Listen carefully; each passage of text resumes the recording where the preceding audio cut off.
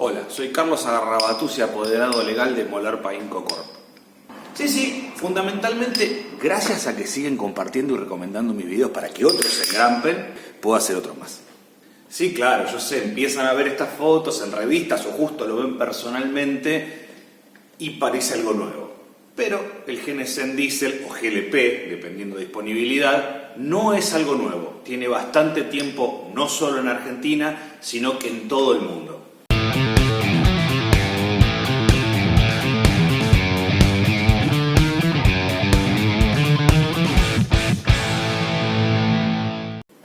Voy a abrir un pequeño paréntesis y aclarar que el gas natural comprimido en la Argentina originalmente estaba pensado para la sustitución de los vehículos diésel de gran porte, es decir, los camiones y los colectivos, buses, ómnibus.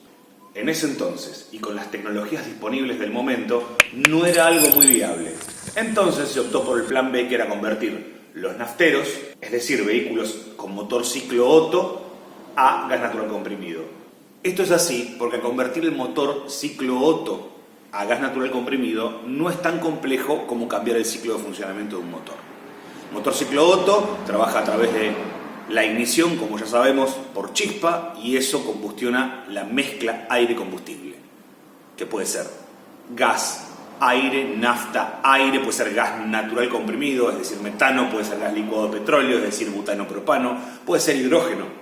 Pero básicamente el motor ciclo Otto puede quemar de la misma manera y sin complicadas intervenciones tanto gas natural comprimido, gas licuado de petróleo, hidrógeno y algunas otras pruebas que es alcohol, como podemos ver que en Brasil se utiliza, con lo que no es compleja su conversión, ya que utiliza los mismos principios de funcionamiento.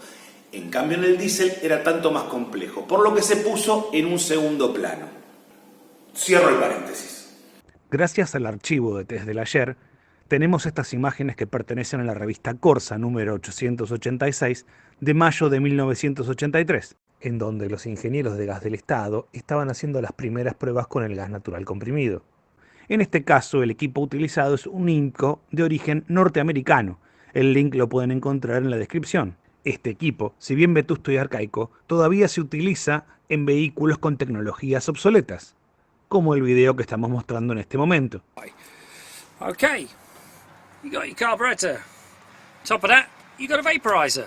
Okay, sucks the shit out of cylinder heads. Fed by that is the IMCO vaporizer. That's an IMCO 300E, up to 300 brake.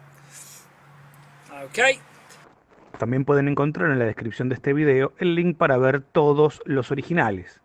Y ya que están en esa zona, pueden apretar el botón de suscribirse, activar la campana para que les notifique de nuevos videos, apretar el botón de like, el de compartir, el de la milanesa con papas fritas a caballo, el del vitel toné, etc. Y en 1984 arranca oficialmente el gas natural comprimido en la Argentina. Bien, buenas tardes. Buenas tardes, señor. Dígame, ¿qué va a hacer ahora? Vengo a cargar gas. Para la conversión del motor diésel a gas natural comprimido hay dos caminos. El primero y más sencillo, que es el que se optó en primera instancia, es la otolización del motor. Por otolización me refiero a que se convierte a ciclo Otto. En lugar de utilizar la combustión del diésel por temperatura y presión, se utiliza la combustión por chispa. Para esto no es tan simple como lo que voy a explicar, pero se quitaría el inyector de diésel, se colocaría la bujía y el gas ingresaría por la admisión mezclado con el aire como en un motor ciclo Otto convencional.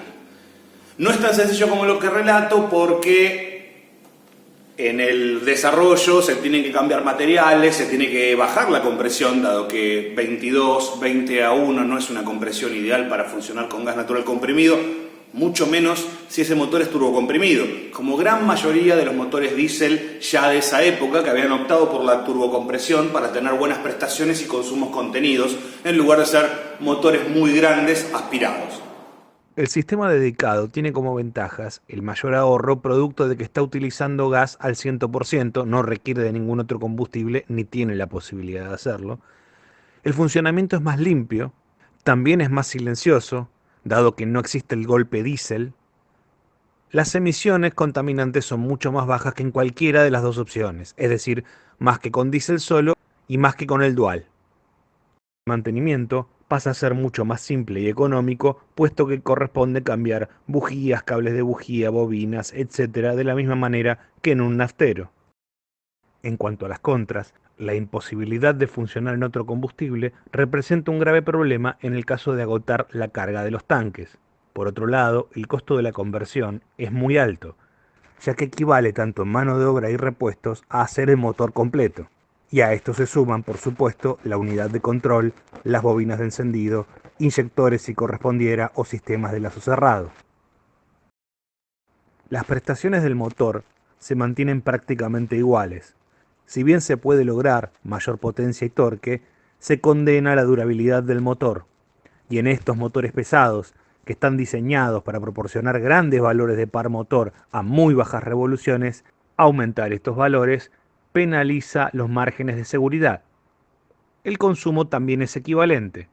Lo mismo que antes eran litros de gasoil cada 100 kilómetros, pasan a ser metros cúbicos de gas cada 100 kilómetros. Algunas de las imágenes previas y las que estamos viendo en este momento pertenecen a los desarrollos hechos por Tomasetto Achille, que una vez pasado el año 2000 comenzó a transitar ambas tecnologías.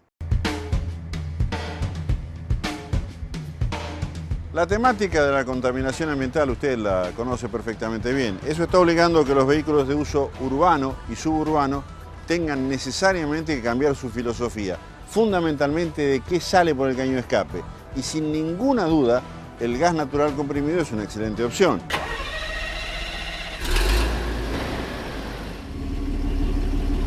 Limpio, absolutamente limpio, agua, lo que todos queremos en nuestro medio ambiente. ¡San! Pequeño cambio de escenografía, pero mantenemos el vestuario, la producción sigue siendo excelente. Debido a la cuarentena, estamos desde casa ahora. Esto que ven acá no es un croma, son las cortinas de mi cuarto. Alberto cerraba, sin que le avisemos, el bloque anterior, ahora probablemente lo etiquete. Para quienes no saben, Alberto Garibaldi trabajó bastante tiempo en lo que fue desarrollo de motores pesados en Tomasetto Achille. Ahora sí decía, cerrando el concepto del motor dedicado, que implicaba una complejidad grande en la conversión, pero no en el funcionamiento. Era muy costoso y complicado hacer todos los reemplazos de pistones, leva, modificación de admisión, cambiar la tapa de cilindros, los costos que esto implica, pero implementar luego el gas en ese motor era cosa de niños, dado que es lo mismo que hacer funcionar un vehículo carburado convencional. Tenía su unidad de control electrónico, la HSM, Heavy Engines Control Module, que comandaba encendido y lazo cerrado, por lo que la mezcla y el encendido, la ignición, eran microcontrolados.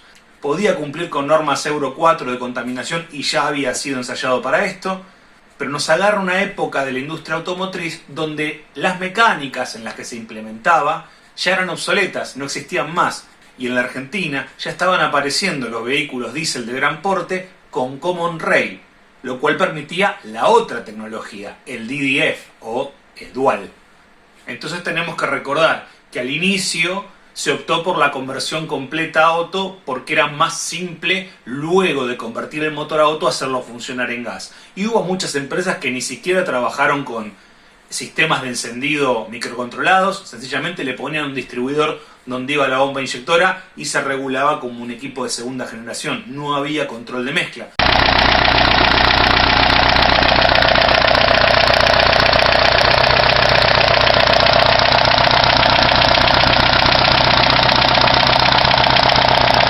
Totalmente a GNC, ahí estamos viendo parte del encendido.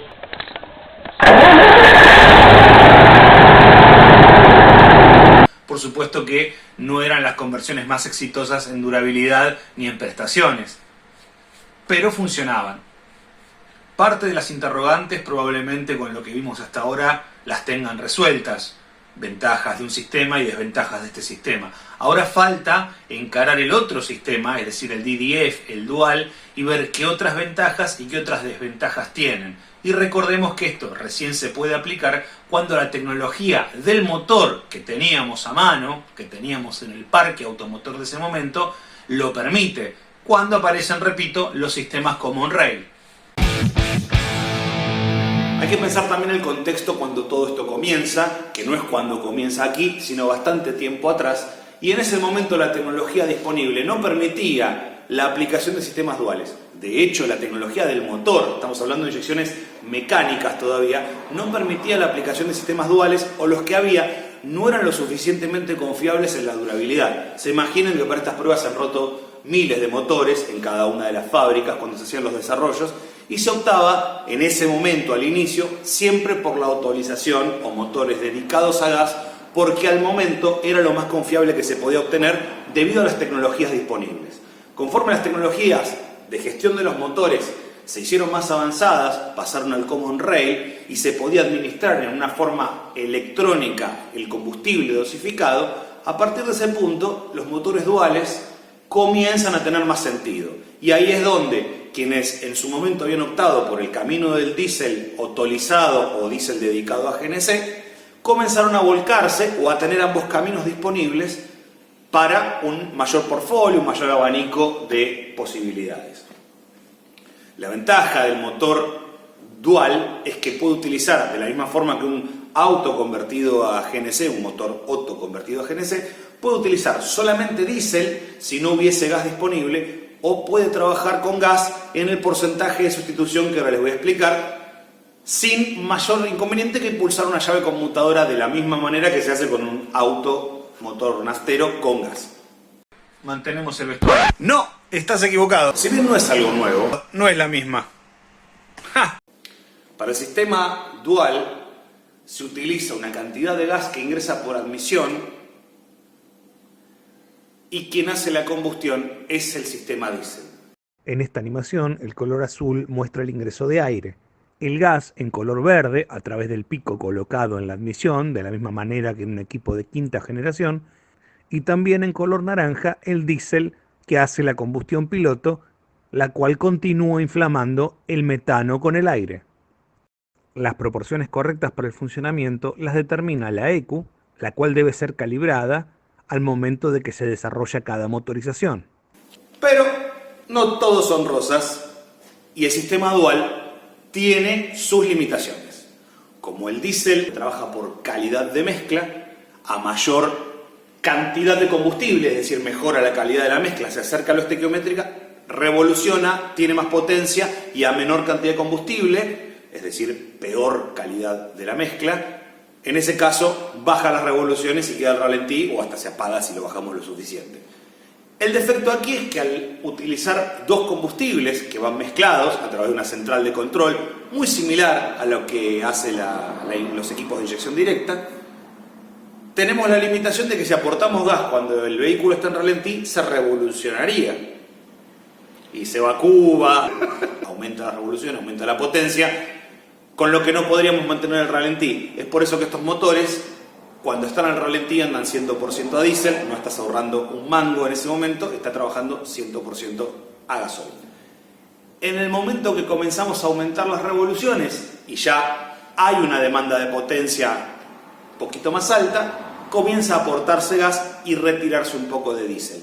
El ciclo sigue siendo diésel, la combustión la sigue iniciando el diésel, solo que al ingresar por la admisión una cantidad de gas, se inflama por el frente de llama ya existente de la combustión del diésel con el aire.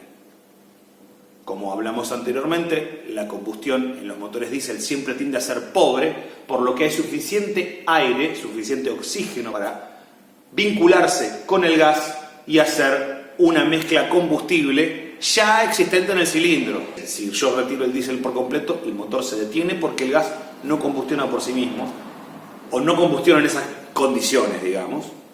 El inconveniente es que trabajamos siempre con mezclas pobres. El diésel trabaja prácticamente siempre con mezclas pobres, tendiendo a lo estequiométrico cerca de la máxima potencia. Pero en toda otra condición que no sea fondo va prácticamente pobre. Si nosotros aportamos suficiente gas como para comenzar a aumentar la potencia, llega un momento cuando nos acercamos a la estequiométrica del gas que el motor va a comenzar a detonar, va a haber pistoneo. A semejante compresión, 20, 22 a 1, el gas, sobre todo en motores turbocomprimidos, sí va a haber detonación y se escucha. En desarrollos lo hemos escuchado, es bastante interesante.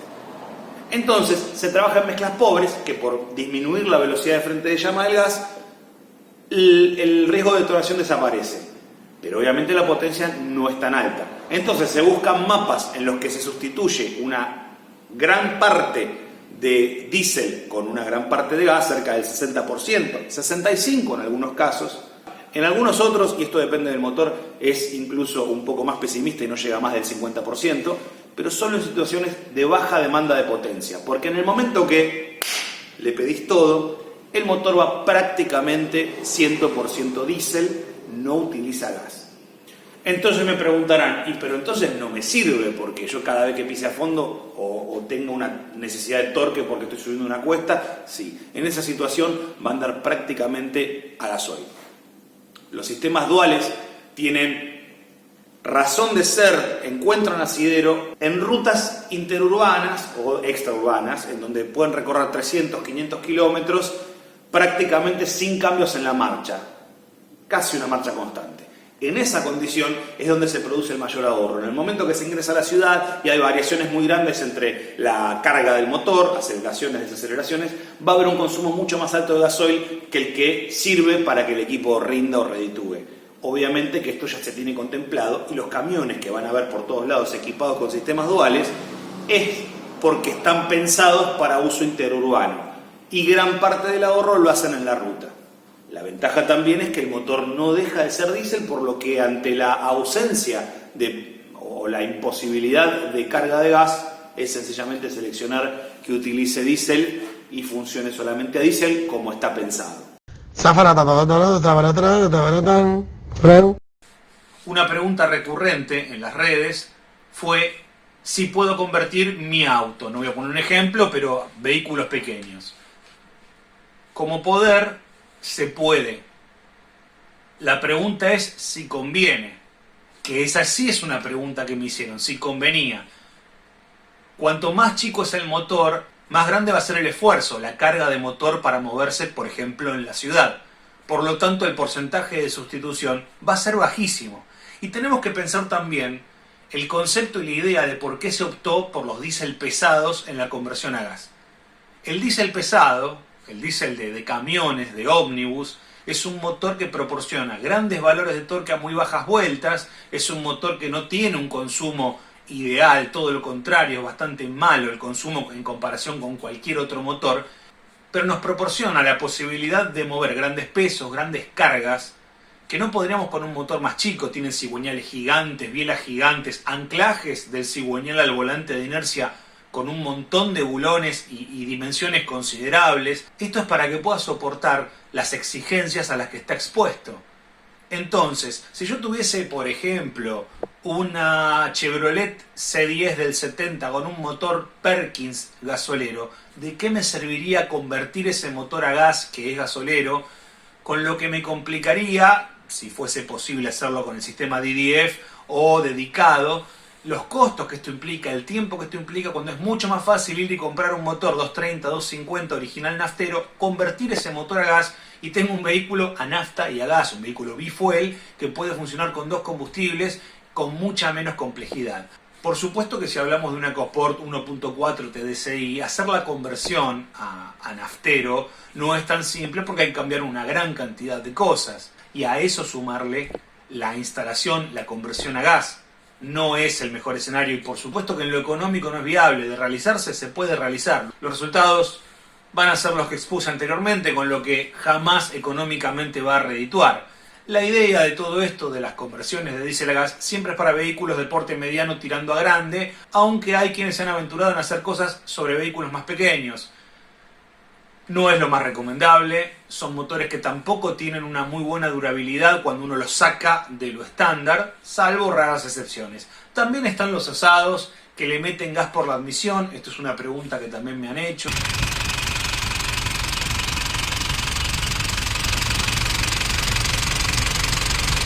Que le meten gas por la admisión en una forma indiscriminada, sin control alguno de mezcla, solo a tornillo, y que sea lo que Dios quiera. No, pues tiene más potencia, lo pisás y el gas como entra. Bueno, eso es... No hay control de encendido, no tenemos nociones de cuándo está pistoneando y cuándo no, solo nos valemos de la regulación que nos dieron y de lo que ajusta el sistema diésel original si es que detecta detonación, si es que ese sistema tiene sensores de detonación. Ni que hablar de la locura de tener inundada la admisión desde antes del turbo, pasando por el intercooler, todas las mangueras, hasta la mariposa de mezcla combustible, por ponerlo de la forma más simple que se les ocurre para convertirlo. Bueno, cada quien experimenta como quiere, pero sepan que es un tanto peligroso, no solo por la durabilidad del motor, sino por los riesgos que ante la más mínima contraexplosión, si existiera, pueden acontecer. Con esto también quiero cerrar otra pregunta, que es si aumenta la potencia. La idea del diésel gas, del ciclo DDF o dual, no es aumentar la potencia, sino lograr justamente la misma que tiene con diésel, pero sustituyendo lo más posible diésel por gas. Recordemos que el valor de sustitución por lo general en máxima potencia no se da ni en máximo torque, porque ahí anda prácticamente todo a gasoil, o muy cercano a andar todo a gasoil, entonces van a ser los valores similares que tiene a gasoil. Probablemente muchos de ustedes me escuchan hablar esto y dicen, no, pero un amigo le puso el mezclador. Bueno, yo no puedo responder por los experimentos de cada uno. Todos hemos hecho un montón de experimentos, sobre todo en vehículos propios, pero trataría de que no copien como paradigma, como ejemplo, las cosas que están mal hechas, por más que aparentemente funcionan. Siempre pongo el ejemplo de que fumar no es saludable, pero hay un montón de gente que no se ha muerto y sigue fumando. Limpio, absolutamente limpio. Como vimos, el sistema dual tiene un ahorro bastante más bajo, sobre todo si se utiliza en ciudad, que es prácticamente nulo, pero la complejidad para la conversión es bajísima. Se instala prácticamente de la misma manera que un equipo de quinta generación. La calibración por lo general la hace la casa matriz y se entregan calibraciones validadas de la misma manera que se hace con los equipos de inyección directa. Lo que originalmente, tiempo atrás, fue un problema por la complejidad del funcionamiento, cuando la tecnología del motor lo permitió, no existió más esa complejidad. Y en ese punto se volvió lo complicado hacer la conversión a ciclo Otto. Por lo tanto, hoy casi todo lo que estamos viendo dando vueltas de diésel gas, esto que hablaba de las fotos que aparecen, son casi todos sistemas DDF, sistemas duales. También hay un montón de empresas, por citar algunas puede ser Tatsa, Agrale, que en Argentina fabricaban en conjunto y en convenio con Tomasetto Achille en ese entonces, buses y camiones dedicados a GNC. Iveco y Scania, las dos marcas que más ruido hicieron este último tiempo con el lanzamiento de camiones a GNC, utilizan sistemas dedicados. Estos motores, como muchos otros, han sido desarrollados desde el inicio para funcionar con gas. Cerrando el capítulo del DDF o dual, tenemos como ventajas la conversión más sencilla, que como dije anteriormente es similar a instalar un equipo de quinta generación, el costo más bajo en la instalación, dado que no se cambian piezas del motor, y el funcionamiento en ambos combustibles. Y como contras, el nivel de ruido se mantiene exactamente igual, puesto que no se cambia el ciclo de trabajo. El impacto económico en el ahorro es bastante menor y se nota inclusive menos en circuitos urbanos. Y reitero que las dos tecnologías, el dual y el dedicado, siguen ofreciéndose en muchos países del mundo para distintos mercados. Y uno de ellos, acá en la Argentina, se está optando, como habrán visto en las noticias, por usar sistemas dedicados. Como explicaba anteriormente, cuando tenemos estaciones cautivas dentro de alguno de los puntos de donde circulan las flotas, no es necesario que el sistema sea dual.